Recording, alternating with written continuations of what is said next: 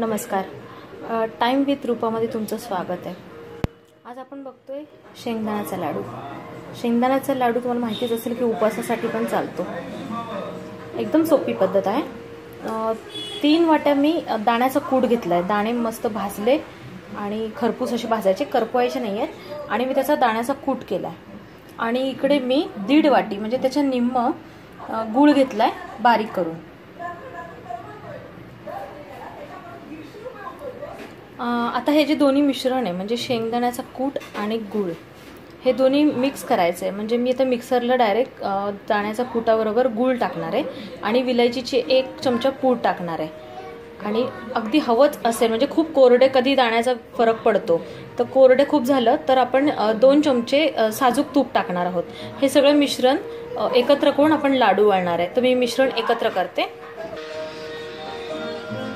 आता तुम्ही पाहू शकता मी दाण्याचा कूट, गूळ, त्याच्यात थोडी विलायचीची पूड टाकली 1 चम्मचभर आणि 2 चमचे साजूक तूप टाकलं आहे. तर हा असा चांगला ओलसर असा कूट झालेला आहे. आता त्याचे आपण लाडू वळणार आहोत.